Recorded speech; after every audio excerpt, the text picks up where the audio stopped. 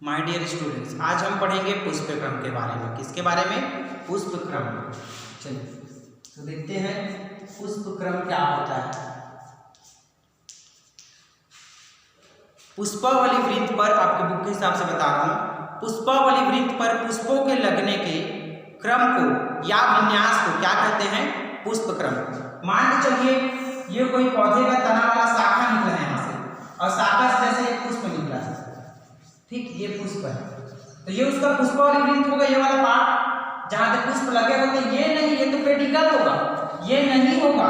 ये वाला पार्ट जहाँ से पूरे पुष्प निकलेंगे, जैसे यहाँ से निकल गया पुष्प, तो यहाँ वाला इसका पुष्पावली वृत्त ये होगा, ठीक। यहाँ से निकला तो यहाँ से ये, फिर यहाँ से निकला तो यहाँ से ये। तो पुष्पावली वृत्त पर पुष्पों के लगने के क्रम को क्या कहते हैं हम लोग? पुष्पक्रम कहते हैं। क्या बोलेंगे?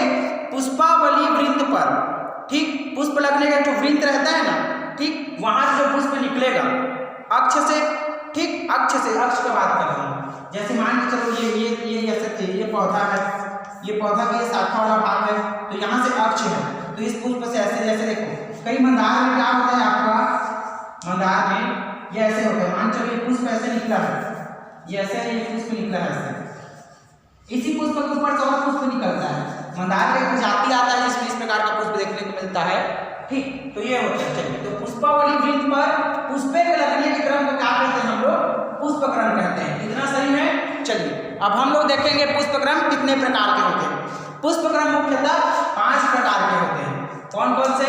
पहले असीमाक्षी पुष्पक्रम, असीमाक्षी पुष्पक्रम, असीमाक्षी पुष्पक्रम। दूसरा होता है ससीमाक्षी पुष्पक्रम, ससीमाक्षी पुष्पक्रम, ससीमाक्षी पुष्पक्रम, ठीक। तीसरा होता है संयुक्त पुष्पक्रम, तीसरा कौन सा होता है? संयुक्त पुष्पक्रम। चौथा कौन सा होता है आपका? विशिष्ट पुष्पक्रम। कौन सा होगा? विशिष्ट पुष्पक्रम, ठीक, तो ये हो गया। और पांचवा होता है आपका मिश्रित पुष्पक्रम। कौन सा होगा? मिश्रित पुष्पक्रम। तो ये हो गया आपके पुष्पक्रम के 5 प्रकार। पहला कौन सा है आपका? असीमाक्षी पुष्पक्रम। दूसरा कौन सा है आपका? ससीमाक्षी पुष्पक्रम। तीसरा कौन सा है आपका? संयुक्त पुष्पक्रम। और चौथा है कौन सा है आपका? यहाँ पे देख सकते हैं, चौथा है आपका विशिष्ट पुष्पक्रम। पांचवा कौन सा है आपका? मिश्रित पुष्पक्रम। चलिए तो अब इसके बारे में हम लोग देखेंगे कि असीमाक्षी पुष्पक्रम में कौन कौन से पुष्पक्रम और होते हैं, ठीक। चलिए इसके अंतर्गत हम लोग देखेंगे असीमाक्षी पुष्पक्रम में। और ये चलो देखो थोड़ा थोड़ा डिफरेंशियल देखेंगे। असीमाक्षी क्या होता है? ऐसे पुष्पक्रम असीमाक्षी जिसके अक्ष की वृद्धि क्या होती है? अनिश्चित होती है।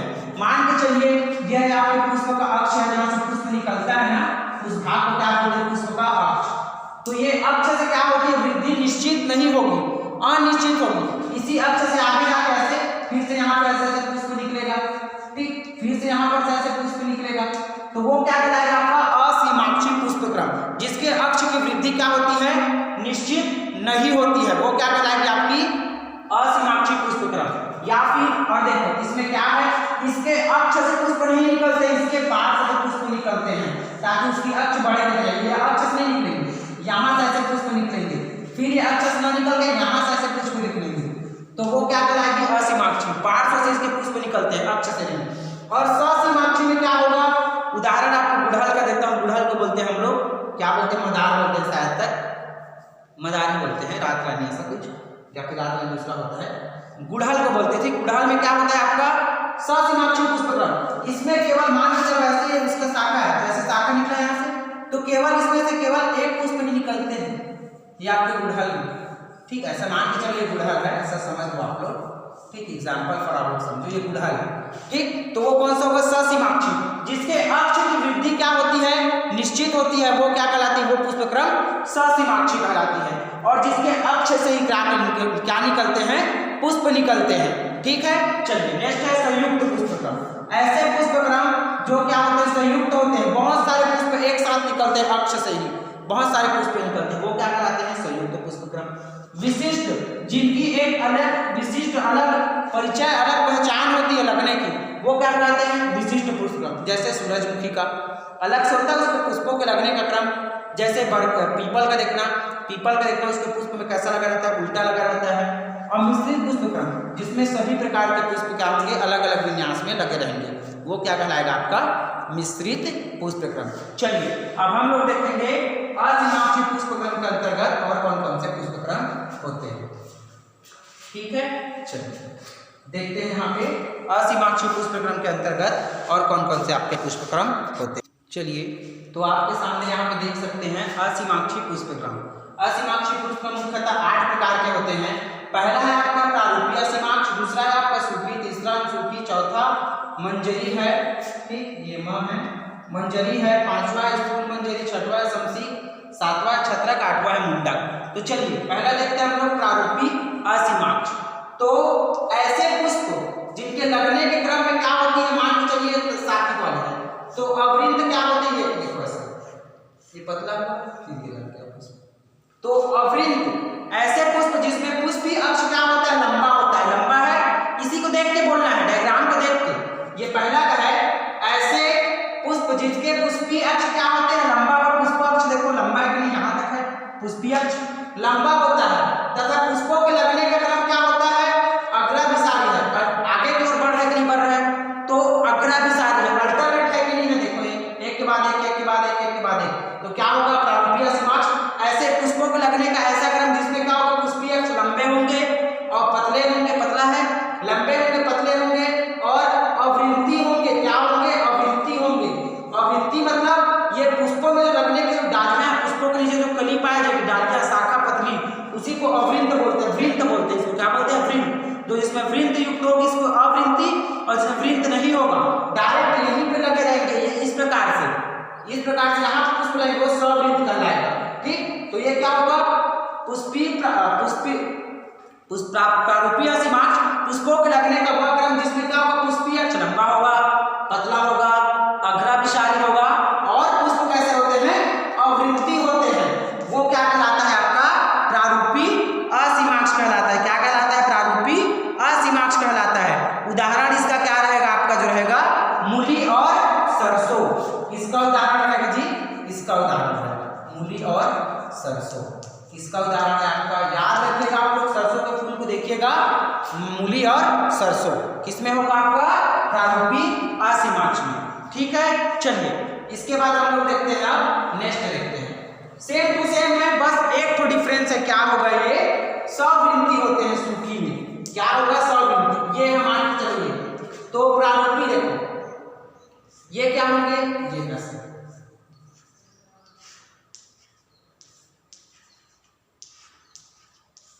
ये पुष्पी अक्ष इसमें भी क्या होता है? लंबा होता है, पतला होता है। लंबा है पुष्प का अक्ष ये है तो पुष्पी अक्ष क्या होगा? लंबा होगा, पतला होगा। किंतु इसमें क्या होता है? और ये कैसे लगे होते हैं? अग्राभिसारी है, ऊपर की ओर आगे की ओर बढ़ रहे हैं तो अग्राभिसारी क्रम में लगे होंगे। किंतु क्या होगा? इसमें ये सवृंती होते हैं। देखो इसमें पुष्प में दिख रहा है क्या? वृंत दिख रहा है क्या? तो क्या होगा? ये सवृंती होते हैं। क्या होते हैं? ये सवृंती होते हैं। इसका उदाहरण कौन कौन सा है जी? आपका इसको सूखी बोलते हैं, लटजीरा, रजनीगंधा और चौलाई। ठीक, इसमें क्या है आपका? लटजीरा, रजनीगंधा और चौलाई। एक ही लिख देता हूं, रजनीगंधा ये होगा इसका, और चौलाई भी है और लटजीरा भी है। किसका उदाहरण है जी? आपका ये सूखी का उदाहरण है। ठीक है, इतना समझ में आया? चलिए आप लोग को बिल्कुल याद रखना है, क्योंकि देखो हम क्या हैं? बायो के स्टूडेंट हैं। हम क्या करते हैं? खेत खलिहान जा रहे हैं तो हमको थोड़ा सा डिफरेंस तो पता होना चाहिए ना, ताकि किसान को बता तो सके कि ये कैसा किस क्रम में पौधा लगा है। बताना सही, कम से कम हमको जानकारी होगी कि सरसों का पौधा किस क्रम में लगा होता है। आज तक नहीं जाने थे, आज जान लिए ना। ठीक है, तो इसलिए इसको ध्यान से पढ़ना है। चलिए आगे देखते हैं। अब देखेंगे हम लोग अनुसूची के बारे में। तो ऐसा पुष्पक्रम जिसमें क्या होगा? ये पुष्पी अक्ष क्या होगा? इसमें भी लंबा होगा और सूखी के समान ही लगे रहेंगे। ये सूखी के समान ऐसे लगे रहेंगे, लेकिन एक की जगह क्या निकलेंगे? ऐसे कई पुष्प निकलेंगे। एक की जगह में ऐसे कई पुष्प निकलेंगे एक ही जगह में। और क्या होगा? इसमें सपत्र होगा, मतलब पुष्प के चारों क्या होगा? पत्तियों से पुष्प बंधे रहेंगे। वो आपका क्या कहलाएगा? सपत्र कहलाएगा। तो अनुसूची में ये डिफरेंस आया, इसमें सपत्र होंगे और उसमें एक एक पुष्प लगे थे, इसमें इसमें क्या होंगे, अनेक पुष्प लगेंगे, 2 से 3 पुष्प एक ही साथ लगे रहेंगे। ठीक, वो क्या कहलाएगा आपका, अनुश्रुति कहलाएगा। उदाहरण क्या होगा आपका, गेहूं, जौ, ज्वार, बाजरा, ये सब होगा। ठीक, गेहूं, जौ, आप लोग ज्वार बाजरा लिख लेना, ये हो गया। चलिए इसके बाद हम लोग आप क्या देखेंगे, कैटकिन देखेंगे। क्या देखेंगे, कैटकिन, दैट मीन्स होता है आपका मंजरी। चलिए इसके बाद हम लोग देखते हैं, अब यहाँ पे मंजरी के बारे में देखेंगे। इसमें क्या होगा आपका, सेम टू सेम रहेगा सब में। इसमें भी आपका पुष्पीय अक्ष क्या होगा, लंबा होगा, लेकिन इसका जो पुष्प होगा वो क्या होगा, झूलता हुआ होगा उसका पुष्प। जैसे आपका किसमें होता है, आप लोग देखे होंगे, उदाहरण के लिए शहतूत में देखे होंगे, आंख में देखे होंगे, किसमें, मंजरी के लिए। ठीक, उसका पुष्पक्रम क्या होता है, उल्टा हो जाता है पुष्प, ऐसे वृद्धि करेगा, फिर ऐसे हो जाता है उसका पुष्पक्रम, ऐसे, ये ऐसे रहेगा, ये ऐसे ऐसे लगे रहेगा पुष्पक्रम, उल्टा हो जाता है और नीचे की ओर झुका हुआ होता है। किसकी बात कर रहा हूं मैं, मंजरी की। और उदाहरण इसका क्या होगा मंजरी का जी, शहतूत लिख लो, आंख लिख लो, किसका उदाहरण है ये, मंजरी का उदाहरण, शहतूत और आंख। ठीक है, चलिए इसके बाद हम लोग अब नेक्स्ट देखते हैं। नेक्स्ट क्या है, स्थूल मंजूरी। ठीक, स्थूल मंजरी, यहाँ पे बस थोड़ा सा चेंज है। क्या है, थोड़ा सा चेंज है। क्या चेंजेस है, चलिए आपको बताते हैं यहाँ पे हम लोग। चलो, ये स्थूल मंजरी, जैसे अभी तक क्या हो रहा था, सभी का पुष्पावली वृंत क्या हुआ था, पतला था, इसका पुष्पावली वृंत क्या हो जाएगा, मोटा हो जाएगा। ऐसे पुष्पावली वृंत ही मोटा हो जाएगा और उसी में क्या रहेगा, आपका पुष्प लगा रहेगा। ठीक, ये ऐसे करके पुष्पावली वृंत मोटा हो जाएगा, तो इसमें ऐसे करके आपका पुष्प लगा रहेगा, वो आपका क्या कहलाएगा। आपको भुट्टा में ये देखने को मिलता है, किसमें देखने को मिलता है, भुट्टा में, जिमीकंद में, अरबी में, ये सब आपको देखने को मिलता है। किसमें, आपको स्थूल मंजरी किसमें मिलेगा, जिमीकंद, जिमीकंद लिखता हूं कि जो साधारण लिखा है, जिमीकंद। ठीक, कौन सा पुष्पक्रम देखने को मिलता है आपको, आपका स्थूल मंजरी पुष्पक्रम देखने को मिलता है। चलिए इसके बाद देखते हैं हम लोग समसीख, समसीख पुष्पक्रम। ठीक, समसीख पुष्पक्रम क्या होता है, जैसे मान के देखिए, जिसमें सीखों की संख्या समान है, जैसे मान बराबर रहेगी दोनों से। ठीक, इसमें क्या होगा, नॉर्मल बराबर हम लोग देख सकते हैं। जैसे मान के चलो, जैसे 6 ऐसा नंबर है जिसको बराबर भाग में बांट सकता हूँ। ठीक है, चलिए ये मान के चलिए क्या पुष्पावली वृंत है, तो यहाँ पे ऐसे करके ऐसे 2 पौधे लगे हैं, यहाँ पे ऐसे 2 पौधे लगे हैं, तो ये यहाँ पे 2 पुष्प है, तो ये 2 पुष्प है और ये 5 है। देखो बराबर भाग में बटा है कि नहीं बटा, ये 5 बटा है ना, बढ़ गया। अब देखो हमेशा विषम नंबर होंगे। अब जैसे इसको मैं 6 करूंगा, 5 है, इसको 6 करूंगा तो बढ़ेगा क्या, नहीं होगा, इधर 3 हो गया, इधर कम हो गया, 2 हो गया, इसको 7 कर दिए, 7 कर दिया। तो ऐसा पुष्पक्रम जिसमें पुष्पावली वृंत क्या होता है, लंबा और पतला होता है, किंतु पुष्पों की संख्या दोनों ओर क्या होती है, समान होती है, वो आपकी क्या कहलाती है, आपकी समसीख। यहाँ पे सम लिखाया है तो समसीख, पुष्पों की संख्या क्या होगी, समान होगी, वो क्या होगी आपकी पुष्पावली वृंत, समसीख पुष्पावली। उदाहरण क्या होगा, चांदनी और चेरी। उदाहरण क्या होगा जी आपका, चांदनी और चेरी, चांदनी और चेरी। अब आते हैं हम लोग छत्रक में आते हैं। ठीक, किसमें आते हैं हम लोग, छत्रक में आते हैं। तो ऐसा पुष्पक्रम, इसका उदाहरण लिखूंगा यहाँ पे, इसका उदाहरण यहाँ पे। ठीक, ये उदाहरण हो गया, इसका भी उदाहरण है।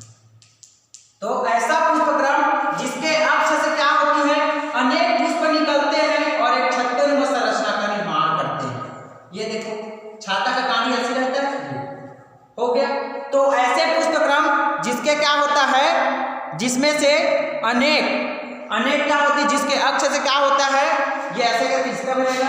इसका पुष्पावली वृंत क्या होता है, अग्राभिसारी रहता है, आगे की ओर ही रहेगा, और अक्ष छोटा होता है। क्या होता है, अक्ष छोटा होता है, पर सवृंती पुष्प केंद्राभिसारी क्रम में, केंद्र में लगे हुए हैं।